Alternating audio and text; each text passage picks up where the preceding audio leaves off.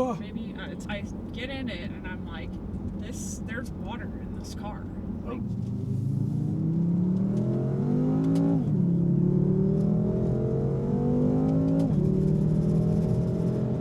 golly.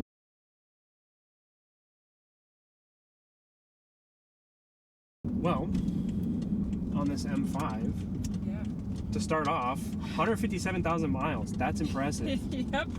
Talk about that a little bit. Is Jordan the main driver of this car? Yes. Okay. So he got this, I guess, the beginning of 2024. He had an i8 before. Wow. And it had 100,000 plus miles as well. He loved that car. It was a very interesting car. So going from that to this was a big difference. This had 135,000 miles on it, I think, when he bought it, and it's probably had like 7 owners. Maybe it's had a lot of owners. It was purchased from a Subaru dealership in Southern California, sight unseen, 20 grand. Pretty good bargain. Not you'd think. too shabby. Yeah, I mean, you know, but then it got here and I get in it and I'm like, there's water in this car. Like 3 inches of standing water under the carpet. Man, it was so bad, and we took the carpet out and got that sorted, thank God. But that was like the start of this car. And we're like, okay, well, I guess it could be worse. It's in pretty decent shape, you know, just high mileage car. Yeah. And I mean, it certainly doesn't feel. yeah. 157. Color's great. It was going through oil like crazy and just blowing smoke out. Typical from the S63. valves. Yep. And he was like, well, I'm gonna do the valve seals, which I guess is a common thing. Very common. And Lord knows what has been done on this car its whole life, or what hasn't been done. Yeah. Typical $10,000, $15,000 mile oil changes. Yeah, so he did that. You have to buy, there's a whole like kit to do that service, and people say to just get a new motor, because like that's kind of how much work it involves, and it's intense. So he rented a kit from somebody, I guess, that is nice enough to rent out the tools so that you're not investing in something you're going to use once. So I'm bad with these. Yeah, okay, I think this is a very unknown for me. Let's see. Yeah, it says DSE inactive. Okay, We're good. yeah. Okay. It's all good. So anyway, he did that and put the car back together. It was like 2 weeks of work, and he's like, I should have just fucking taken the motor out, because there's so many things going on in this engine bay. It's scary to look at. It's like snakes everywhere, just wires and connectors. It's because he put it back together and he went and like drove it around the block, and the cylinder head killed itself. So it like some timing process like actually scraped the cylinder head so badly that it was damaged. So he ended up replacing the cylinder heads, and that was another, I think, month of this car being non-operable. So that was fun, and thankfully I have 2 cars. So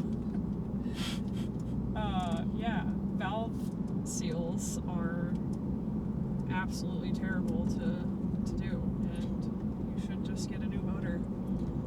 Perfect example of BMW's V8s are very feisty. Yeah.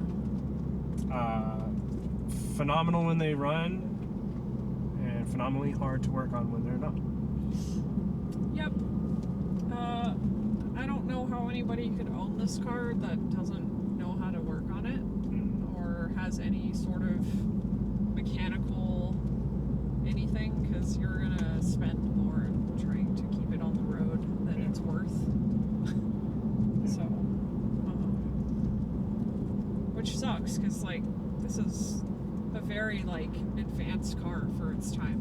Yeah. It's 2014, and it's got like seat ventilation and like it had adjustable suspension, steering, like all this stuff that was like a big deal at that time. Yep. This car is stock, other than the KW V4s. That is one of the only coilovers you can get for this car. Very planted again. And they are like $8,000. We found them on Marketplace from a guy that had one of these, and he was just selling all his parts, and he had an issue with one of the coilovers that it needed to be sent to KW to be rebuilt, which is a pain in the ass to do for future reference, because there's one guy in California that is so busy that he's just doesn't have the bandwidth to take anything for months, and then you have Europe, and they won't take anything from the US. So we found a guy in the UK that's actually KW like certified or whatever, and we sent them there, and then like the tariff thing happened in the middle of all of that, and so it was like a 6-month ordeal, but got the coilovers for $1,000. Oh my god! Paid like, I don't know, $1,000 for everything at the end of it, so, or maybe a little more, but either way, still well worth it, because I mean, paying that is insane for some suspension. But yeah, for I think these weigh around like 42, 43 fully loaded. I mean, again, this is no E90 wagon, E91 wagon, but like I'm used to driving my 7 Series, which is on air suspension. Oh boy. And these even in stock form had coil on springs, but this feels like my 7 Series just to the max, like way better, way more planted, and that's what the 5 Series has always done. Is you're getting kind of that luxury of the 7, but still a little bit more sport oriented. Like you're driving yourself in a 5 Series, you know, a 7 Series, you're more likely to be driven in those. Yeah. So it's about the experience. Yeah, this car, I know someone that actually works at Covert, and they have one of these, and it is pretty modified. Yeah. It's sound. I hear him leave work, and it is just like that poor car. Because I know what this car has gone through. I can only imagine what he's done to like have all this shit, and it is loud and crazy fast, and I'm just, you can just leave this car as it is.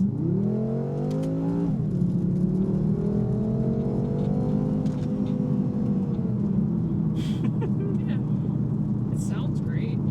That sounds really good, because the Competition has a different exhaust. Mm-hmm. Does it not? Yeah, it does. It's got the valve exhaust, and it's got a more of a growl to it. There's slight differences on the comps, but I think that they go a long way. Like with that, it's a nice feature. Yeah. I don't know what this new rattle is. It's probably the gearing inside the adjustable steering rack. What do you call it? The electronic. They're just a little rattly. She's just started to yell a lot lately. I'm like, oh my god. Do you feel like, do you have more fun sitting in the passenger seat here, or do you enjoy driving your 3 Series more? I hate this car as a passenger with him driving. Okay. Because he drives like he's on the fucking track all the time. which it's not like bad or like. If I had 590 horsepower, I would. Exactly. Like, you know, he's not like, you don't see him and you're like, oh, you're a BMW like tool guy, but I'm like, okay, I'm over here, like, this car's huge. It doesn't really have the best inertia as a passenger, so you're just not, you feel things differently. I do like to drive it, but it feels very slow to me compared to my other two cars. Because off the line, it's just different, and it's just a totally different experience. It's huge. It's powerful. It's fast, but it goes top speed like flawlessly. You can go 140 in this car and not feel anything. It's just made for the Autobahn. And I do love that about this car. Not that I'm going that fast very frequently, but if you're driving to Houston and you just want to cruise like 100 the whole way, perfect.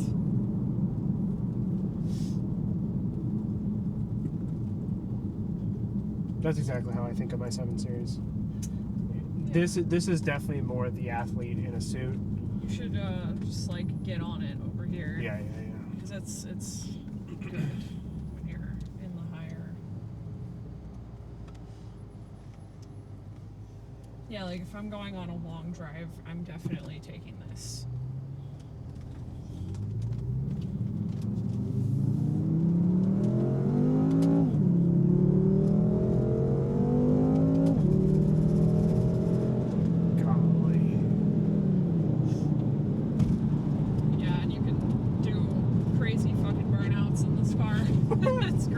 I turned traction back on because I was like, I don't want to light those rear tires up. Yeah, it's fun. Yeah, this is where it needs to be at. It loves. I mean, in mine with the 8-speed, when I'm at 85, when I'm at redacted speeds above the speed limit, I sit at like under 2,000 RPM, like we are now. Yeah. And I get 33 miles to the gallon. That's great. Wow, that's really good. Yeah, the dual clutches, you know, they you have one less gear, and but I mean, again, I'm sitting at 1,800, and we're at 75 miles an hour.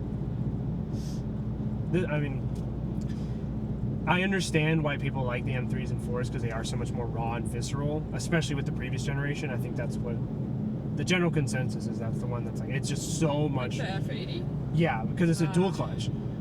And then versus the G80s and the 82s, it's a little bit more refined. You got rid of the dual clutch. You have all-wheel drive now, and they weigh a lot more. You can still get them to do very raucous things, but I think a lot of people. So the F80, it bores me. Yeah. I had a client with a comp, and it was a 6-speed manual. It was just beautiful.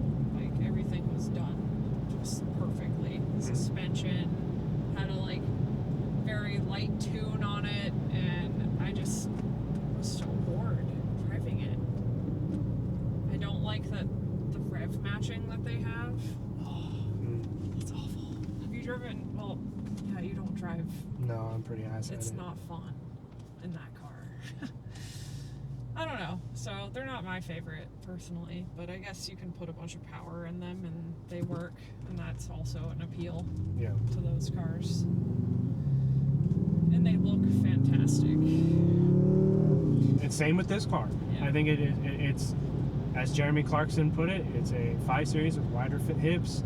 Like, you're not supposed to know they're M5s, you know?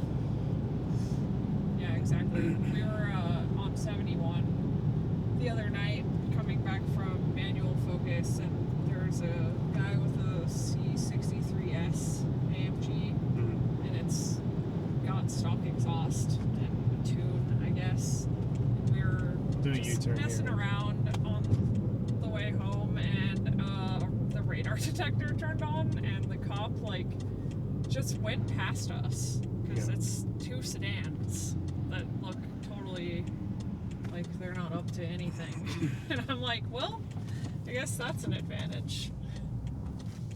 Because in a coupe, you would be pretty screwed. Yeah. The wagon, that's... I mean, it definitely sounds like both of these cars have been a little bit of a maintenance nightmare. Yeah. I'm sure cost has been more heavily weighted towards this one just because parts and labor are more expensive. Yeah, I mean, he does it all, so that helps, but I think this car has been inoperable 2 different times, and other than that, it's worked. But mine, on the other hand, it has been on the quick jacks quite a bit, but I mean, these were all things that were, this was no choice, like it had to be done, like it literally was broken. In my car, it's like, you know, the hose is out, and so we're gonna do this, this, and this, because we're in there, sort of thing. So it's an optional thing versus required.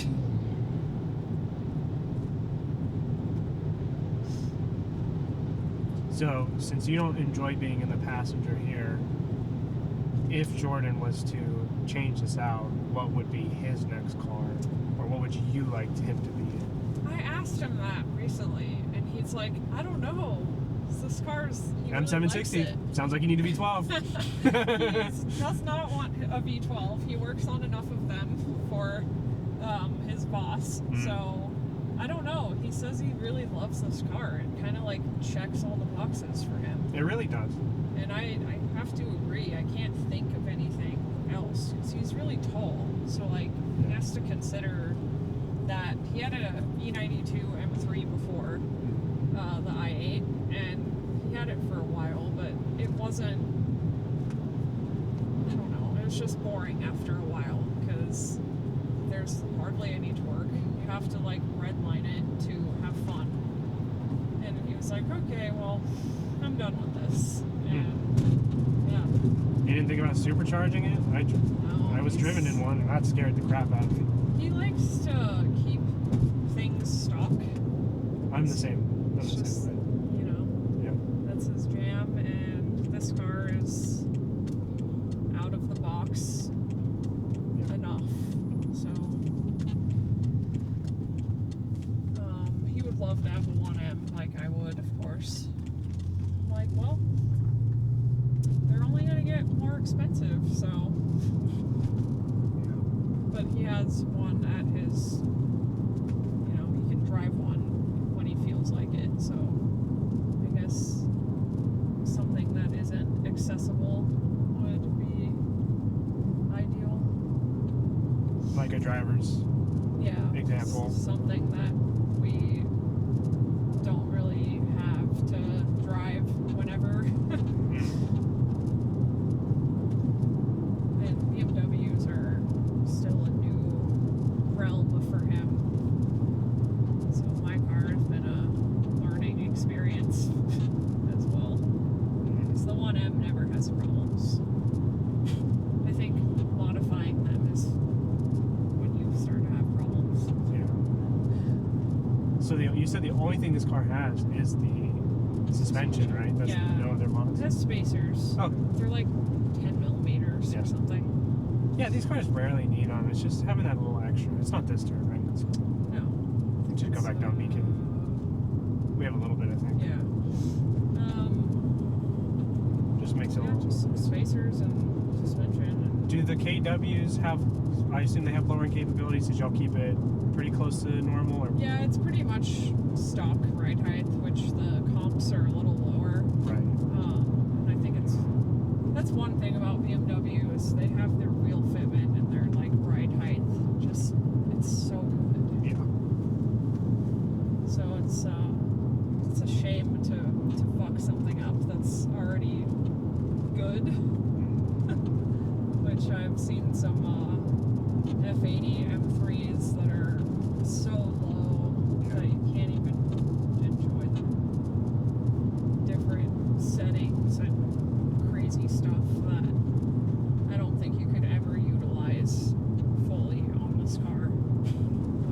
somebody somewhere did it, and that's why they made them. Yeah, everyone raves on KWs. I love them. I mean, I've never had a car with them, but I've driven multiple cars with them, and Yeah. I'm a huge fan of them from what I've driven so far. I don't know if I've been on V4s though. I've only been on 3s, I think. Now again, I can talk directly to my experience from the 7 to this. Just having coils and springs is going to give you a better ride in terms of feeling, but I love how this car drives because it feels just like a sportier 7 Series,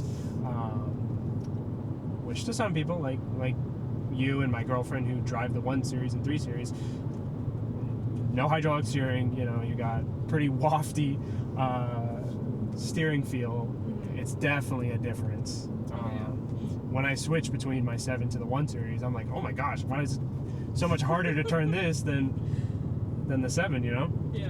Because that's the smallest car they put that steering rack into, and so it's very heavily, it feels very good to steer that car. I mean, Yeah, I bet. it's just, I mean, thinking back to your car versus this one, I think we're doing the same speeds, but it's so much more insulated in here. Yeah. It's quieter.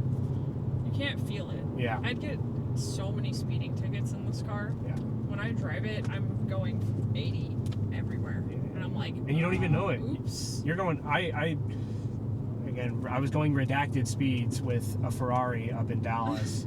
And because my turbos were still in that power band, I out-dragged him when we were at speed. Oh, yeah. And he looked at me and he's like, what the hell are you in, man? I was going way too fast for how much traffic was going, but it was a lot of fun. Now that I'm thinking about it, you're so right about the tires. Yeah, I've heard no tire they're noise. great. That's freaking phenomenal. I haven't, this is the first time I've even seen them, driven on them. Yeah, they're good. They're so freaking good. Like, the 4S's are good, but they, like I said, they're so loud. And if you ever drive the Honda, like, you'll Yeah, see I'm what on I those mean. too. And, like, it's like that on every car with them that I've driven. Yeah. I'm like, oh my god. Especially the F80s. Even the God, PSSs. yes. The PSSs were horrible. They're so loud on that car. Ugh. Yeah. But, I mean, that's just how they were, I guess. They fixed a lot of stuff with these 5s. And how much more are they versus the equivalent They're 4S? like the same. Really? Yeah. I think they're trying to, like, retire the whatever they would have left is probably close to being out of the safety, whatever, the dot. Yeah. Well, I still see PSSs come up for sale in pretty recent production dates. Those are super sports. Yeah. God, Pilot those Super are the Sports. worst tires ever. Yeah. This had those, and I was like, dude, you're doing this car a disservice by keeping those on. I would say P0s are a step down even from that. Yeah, those are but fucking horrible too. yeah, the PSSs they had decent grip. They were good gripping, but Yeah. ride comfort was not great. Steering feel was not great on center. Yeah, loud. Very loud. I've never put those on my cars. Yeah. Put it back in normal. Yeah, the gearbox is a little clunky. Very refined car though. Yeah, with 1 million fucking miles on it. Hey, if it's Impressive. this refined at 157, Yeah, that's great. I'm excited to see how many miles he can get on this car, honestly.